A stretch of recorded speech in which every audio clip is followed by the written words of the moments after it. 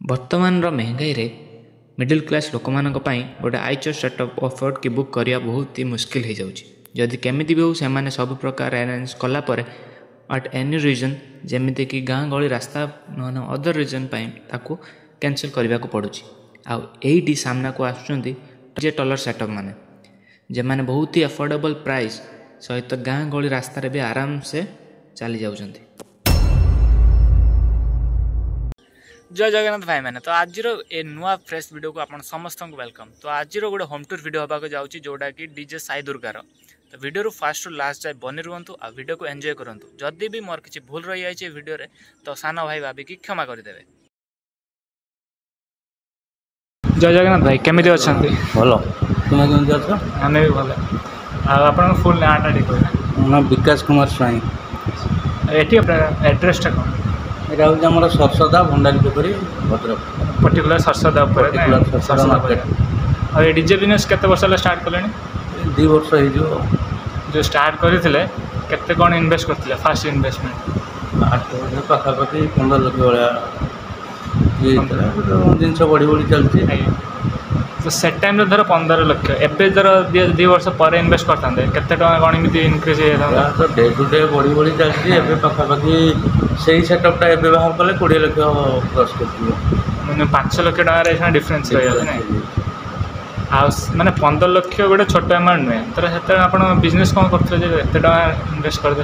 Actually यहाँ तो गोटे पिला दिन गोटे इच्छा थिला मोर यहाँ हूँ कोचिंग सेंटर जोटा आर ऊपर सब डिपेंड है।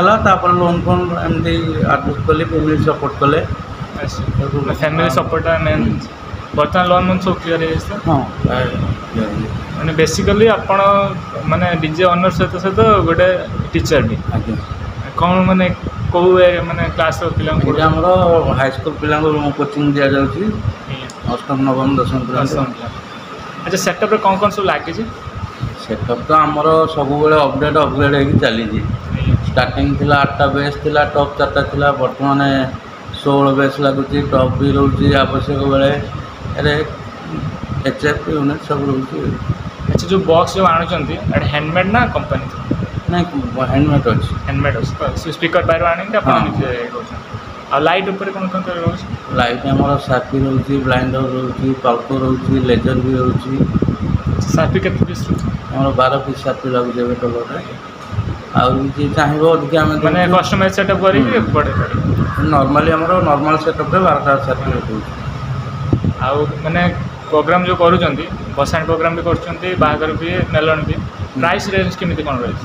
प्राइस देखो सेमती माने मु टिके सब अलग होगा चेष्टा करी जो थाए कौन गोटे स्पेशल डेट हेले रेट बढ़ाई दिखती मुझे नजर करती कि सेमती नुहे।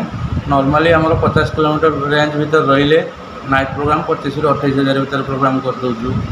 भसाणी ये रही 18-20 हज़ार भीतर भी कर दूँ जगार लोकेशन नहीं कि सेमती डिस्टेंस रही माने हल्का डिफरेन्स आसे ना एतटा आम सब मार्जिन ले चाहूँ जे आमको लोक मैंने भल पाऊँ कस्टमर साटिस्फैक्शन से फास्ट प्रायोरिटी गोटे मिडिल क्लास माने लोक पूरा परफेक्ट प्राइस माने समस्ते जन माने एवरेज धरने 30,000 धरी 30,000 किसी ये ना नॉर्मल प्रोग्राम करियो सेमती नुहे जे मैंने आम गोटे चांस मिली पूरा जो कंटी चिपिकी नहीं जावा सेमती केबे मु माइंड भीतर को आने डीजे अछि जो कॉल अधिका कॉल डिमांडिंग डेट जोटा रुए ता ऊपर से माने बढ़े दिन रेट हमर सेमती नुहे जहाँ जेन्युइन रेट हमर एतिक एक्सपेंडिचर गला परे मार्जिन रे हम सब व्यापार करने चेष्टा कर धर पर कॉल हिसाब से आप सब खर्च तेल खर्च पिला खर्च गला प्रॉफिट केते कोन रही केते परसेंट कर प्राइस न कोन परसेंट से 40% 50% भीतर आसो। आ एडवांस धर बुक करले एडवांस केते कोन रखुछन? एडवांस एक्चुअली आमर जो सिस्टम रोचे इनिशियली आप जहाँ भी देले हम डेट बुक करदेलु कॉल जो डेट रे प्रोग्राम थी तार 7 दिन पूर्व मिनिमम 50% आपको क्लियर करा पड़ो। बाकी प्रोग्राम सरला देकर ना पहुँचला किसी जगह पेमेंट कर दिखती जो हाँ प्राय अच्छा जो साउंड चेक करे सब क्लियर कर। अच्छा आप डीजी यूज कर ना जनरेटर? डीजी डीजी और जनरेटर फरक कौन रोज? एक्चुअली डीजी कौन जो सिलिंडर ये रोचे कन्स्टाट करेंट जो आम जो बेस थ्रो रुए ବେସ୍ ହେଲେ କ'ଣ ଜେନେରେଟରରେ ସେଇଟା ଅପ୍ ଡାଉନ୍ କରାଯାବ, କିନ୍ତୁ ଡିଜିରେ ସେଇଟା ଏତେ ଏଫେକ୍ଟ ପକାଏନି, ସାଇଲେଣ୍ଟ ସାଇଲେଣ୍ଟ ରହିବ ଆଉ ନଏଜଲେସ୍ ରହୁଛି ଡିଜିଟା। କରେଣ୍ଟ ବି ଭଲ କନଷ୍ଟାଣ୍ଟ କରେଣ୍ଟ ଦେଉଛି। ବର୍ତ୍ତମାନ ପର୍ଯ୍ୟନ୍ତ ଇନଭେଷ୍ଟ କେତେ କ'ଣ କରିସାରିଲେଣି? ସେତେବେଳେ ତ 15 ଲକ୍ଷ ଥିଲା, ବର୍ତ୍ତମାନ ତ ତାକୁ କାଲକୁଲେସନ୍ ସେମିତି କରିନାହିଁ, ହେଲେ ବି ବଢ଼ିଯାଇଛି ଜିନିଷ ତ କିଛି ବଢ଼ିଯାଇଛି। ମାନେ ସବୁ ଜିନିଷ ସେଇ ପାଖାପାଖି 25 ଭଳିଆ 25 କ୍ରସ୍ କରିଥିବ। 2 ବର୍ଷ ଭିତରେ ଏକ୍ସଟ୍ରା 10 ଲକ୍ଷ ଇନଭେଷ୍ଟ କରିସାରିଲେଣି। ମେନ୍ ଜିନିଷ କ'ଣ, ଆମକୁ ଗୋଟେ ଲକ୍ଷ୍ୟ ଥିଲା ଯେ ଗୋଟେ କ୍ୱାଲିଟି ସାଉଣ୍ଡ ଦେଖେଇବା ମାର୍କେଟକୁ, କ'ଣ ଡିମାଣ୍ଡ ରହୁଛି ମାର୍କେଟର, ସେଇ ହିସାବରେ ସବୁ ଜିନିଷ ତ ଲଗେଇ ହେଉନି ଟର୍ଣ୍ଣରରେ ଏବେ, କିନ୍ତୁ ଜିନିଷ ଆମ ପାଖରେ ଆଭେଲେବୁଲ୍ ରହୁଛି। ଆଉ ବର୍ତ୍ତମାନ ପ୍ଲାନ୍ କ'ଣ ଅଛି, ଫ୍ୟୁଚର୍ ପ୍ଲାନ୍ ଗାଡ଼ିକୁ ମାନେ ବଢ଼େଇବା ପାଇଁ? ଫ୍ୟୁଚର୍ ପ୍ଲାନିଂ ତ ରହିଛି, ସରସ୍ୱତୀ ପୂଜା ଭିତରେ ଗାଡ଼ି ବାହାର କରିବାର ଯୋଜନା ଚାଲିଛି। ଦେଖିବା କ'ଣ ହେଉଛି ମାର୍କେଟକୁ, ପବ୍ଲିକ୍ ଡିମାଣ୍ଡ ରହୁଛି କି ଆଇଚର୍ କର କିନ୍ତୁ ଦେଖିବା। ତାର ଧର ଆଇଚର୍ ବାଲା ତାର ବେଶୀ ନା ସାଇ ଦୁର୍ଗା ରହିବ ନା? ସେଇ ସାଇ ଦୁର୍ଗା ବେଶୀ ଗଲା ମାନେ ଠାକୁରଙ୍କ ନାଁରେ ଯେଉଁ ଆମର ଏଇ ତଳ ଏଇ ସାମ୍ନାରେ ଯେଉଁ ମନ୍ଦିର, ଦୁର୍ଗାଙ୍କ ମନ୍ଦିର, ତାପରେ ମୋର ଲାଇଟିଂ ବୋର୍ଡ଼ ସାଇବାବା ମିଶେଇକି ରଖୁଛି।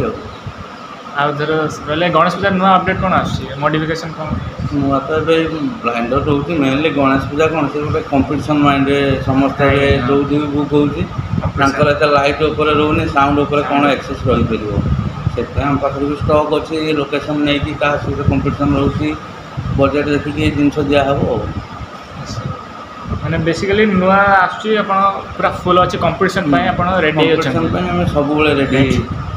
ଏଥର ବର୍ତ୍ତମାନ ନର୍ମାଲି କ'ଣ 16 ବେଚ୍ ବି ଲଗା ହେଉଛି, ଟପ୍ ବି ତା ସାଙ୍ଗରେ ଦିଆହେଉଛି, କେଉଁଠି ବି 8ଟା ବେଚ୍ରେ ବି ପ୍ରୋଗ୍ରାମ୍ ହେଇଯାଉଛି, ଯାହା ଲୋକଙ୍କ ଡିମାଣ୍ଡ ରହୁଛି। ଆଉ ଗୋଟେ କ୍ୱେଶ୍ଚନ୍ ଏଇଟା ହେଲା, ଗୋଟେ ପରଫେକ୍ଟ ଡିଜେ ସେଟଅପ୍ ପାଇଁ ଆପଣ ମାଇଣ୍ଡକୁ କ'ଣ ଫାଷ୍ଟ ଆସୁଛି? ପରଫେକ୍ଟ ଦେଖନ୍ତୁ, ଆକ୍ଚୁଆଲି ଏବେ କ'ଣ ସମସ୍ତେ ସାଉଣ୍ଡ ଉପରେ, ଯେ ହାଉଲିଂ ସାଉଣ୍ଡ ଯେଉଁଟା ଆମେ କହୁଛନ୍ତି, ମାନେ ଅଧିକ ଭାଇବ୍ରେଟ୍ ଦରକାର, ଅଧିକ ସେମିତି କ'ଣ ଆକ୍ଚୁଆଲି ଏଇଟା କ'ଣ ଗୀତର ମର୍ଯ୍ୟାଦାଟା କମେଇ ଦେଉଛି। ସବୁବେଳେ କମ୍ପିଟିସନ୍ ଏବେ ଯେଉଁଠି ବି ନର୍ମାଲ୍ ଦେଖନ୍ତୁ, ତାଙ୍କର ବେସ୍ ଦରକାର, ମାନେ ହାଇ ବେସ୍ ଦରକାର, ଭଏସ୍। କିନ୍ତୁ ଗୀତର ଯେଉଁ କ୍ୱାଲିଟିଟା ଆଗରୁ ଯେଉଁ ଥିଲା, କ'ଣ ଗୀତଟା ଗୋଟେ କାନକୁ ଶୁଣିଲେ ଭଲ ଲାଗିବ, ଜଣେ କିଏ 2 ମିନିଟ୍ ଠିଆ ହେଇକି ଶୁଣିବ। ବର୍ତ୍ତମାନ ତ ଡିଜେ ଯେଉଁଭଳିଆ ଆମେ ବି କରୁଛୁ, ସମସ୍ତେ ବି ସେଇଆ ଚାଲିଛି, ଯେ ଡିଜେ ଗଲେ ଲୋକ ପଳେଇ ଯାଉଛନ୍ତି। କିନ୍ତୁ କିଛି ଲୋକଙ୍କର ଡିମାଣ୍ଡ ରହୁଛି, ହଁ ସାଉଣ୍ଡ ଅଧିକ, ବେସିକାଲି ୟଙ୍ଗ ମାସ୍, କିନ୍ତୁ ଅଲଗା ଲୋକଙ୍କୁ ସେଇଟା ପ୍ରେଫର୍ କରୁନି। ଡିଜେ ଆସିଲା ବେଳକୁ ସେମାନେ ସାଇଡ୍ ହେଇକି ପଳଉଛନ୍ତି। ବେସିକାଲି 2ଟା ପାର୍ଟ ଡିଭାଇଡ୍ ହେଉଛି, ମାନେ ସିଟି ଏରିଆରେ ତାଙ୍କୁ ଅଧିକା ସାଉଣ୍ଡ, ମାନେ ସାଉଣ୍ଡ କ୍ଲାରିଟି ଦରକାର, ଧର ଅଧିକା ଲୋକରେ ତ ଯେତେ ଦେଇପାରିବେ। ଆଉ ତ ଭଦ୍ରକରେ ନହେଲେ ଓଡ଼ିଶାରେ ଗୋଟେ ସେଟଅପ୍ କ'ଣ ଯେ ପରଫେକ୍ଟ ଅଛି, ସାଉଣ୍ଡ ଅଛି, ଲାଇଟ୍ ଅଛି, ପୁରା ମସ୍ତ ଅଛି? ମୋତେ ଭଲ ଲାଗେ ଆମର ତନ୍ମୟ ଭାଇବ୍ରେଟର, ଆଉ ମେନଲି ଯେଉଁ ରିସିଭିଂ ଅପରେଟିଂ, ସେଇଟା ହିଁ ଭଲ ଲାଗେ। ଯେ ସେ କ'ଣ ଗୋଟେ ଗୀତର ଲୋକମାନେ ଏନ୍ଜୟ କରୁଛନ୍ତି, ଏଣ୍ଟରଟେନମେଣ୍ଟ ବି ହେଉଛନ୍ତି, ଲୋକଙ୍କର ଭଲ ପାଇବାଟା ତାଙ୍କୁ ବି ମିଳୁଛି। ମୋ ମଧ୍ୟରେ ସେଇଟା ବର୍ତ୍ତମାନ ଟ୍ରେଣ୍ଡିଂରେ ଅଛନ୍ତି କହିବାକୁ ଗଲେ। ଆଚ୍ଛା, ଲାଷ୍ଟ କ୍ୱେଶ୍ଚନ୍ ଭାଇ ଆପଣଙ୍କ ପାଇଁ ରହିଲା, ଯେଉଁ ଆମର ଯେଉଁ ବର୍ତ୍ତମାନ ଜାଣିଛେ ଡିଜେ କମ୍ପିଟିସନ୍ ହେଇଥିଲା, ଯେଉଁ ଖରାପ ଭାଷା ଯେଉଁ କହୁଥିଲେ, ତା ଉପରେ କ'ଣ କହିବେ? ଦେଖନ୍ତୁ, ସେଇ ଜିନିଷଟା ମୁଁ ପ୍ରେଫର୍ ବି କରେନି, ଯେ ଗୋଟେ ନର୍ମାଲ୍ ଜିନିଷ ନିଜ ଭିତରେ କମ୍ପିଟିସନ୍। ଧର 2ଟା କମିଟି ଡାକିଛି, ସେଠି ସେମାନେ ସବୁ ଠିକ୍ ହେଇଯିବେ, କିନ୍ତୁ ଡିଜେ ଭିତରେ କମ୍ପିଟିସନ୍ ହେଇକି ଯେଉଁଟା ହେଇଥିଲା, ସେଇ ଜିନିଷଟା ଇଏ ନୁହେଁ। ଆପାତ ନିଜ ଭିତରେ କୋଅପରେସନ୍ ରଖ। ବେସିକାଲି କଲ୍ ଧରିବା ପୂର୍ବରୁ ସେମାନଙ୍କୁ କ୍ଲିୟର୍ କରାଯାଏ ଯେ ଆମେ କମ୍ପିଟିସନ୍ ମାଇଣ୍ଡରେ ଆସିବା ଦରକାର ନାହିଁ, କାରଣ ସେମାନେ ବି ବିଜନେସ୍ କରୁଛନ୍ତି, ଆମେ ବି ବିଜନେସ୍ କରୁଛୁ। ଏଥିରେ ଏଫେକ୍ଟେଡ୍ ହେଉଛନ୍ତି, ଯେଉଁଥିରେ ଦିନକୁ ଦିନ କ'ଣ ହେବ ନା ଡିଜେର ମର୍ଯ୍ୟାଦା କମିଯାଉଛି, ତାର ସବୁ ଜାଗାରେ ସେଇ ଜିନିଷ ହେଉଛି। ମାନେ ତୁମେ ପ୍ରାଇସିଂ ଉପରେ କୁହ, ସାଉଣ୍ଡ ଆଇଟମ୍ ଉପରେ କୁହ, ଏଇସବୁ କମ୍ପିଟିସନ୍ ମାଇଣ୍ଡ ଆସି ଧୀରେ ଧୀରେ କ'ଣ ସେ ମାଲିକ ପସ୍ତଉଛି ଯେ ଆଜି ଏଠି କମ୍ପିଟିସନ୍ ହେବ, ଏତିକି ଜିନିଷ ଦରକାର, ସେ କେଉଁଠୁ ଆଣିକି ଯୋଗାଇଲା।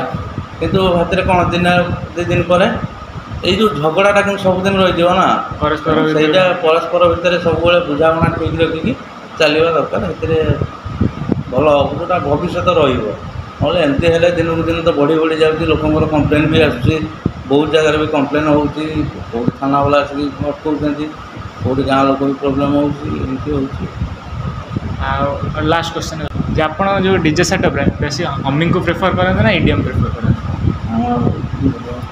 रुहे लोकेशन नहीं रुहे लोक डिमांड नहीं रुहे नॉर्मल मतलब इडीएम तो चलुची सेमती कौटी डिमांडिंग रहा बाहागर तो हमिंग तो लगे हेबानी बाहागर प्रोग्राम तो मेनली हमिंग चले कौटी ये भसाणी कंपिटिशन एनी टाइम में बेस दरकार से नॉर्मली मु तो प्राय जगह मैं मु पिला भसाणी नॉर्मल भजन लगे चलो किसी सेमती ये ना जोटा मैंने एंजॉय कर लोक मैंने प्राय जगह भी देखुचे भजन लगे भल लोक नाचुं बाहर भी आम भजन लगे देखु नाचुं तेणु गोटे जिन क्वालिटी मेंटेन कले सब लोक माइंडसेट दरकार माइंडसेट दरकार धन्यवाद भाई टाइम तुम भी समय देगी आस मो तरफ आम साई दुर्गा साउंड तरफ अशेष धन्यवाद।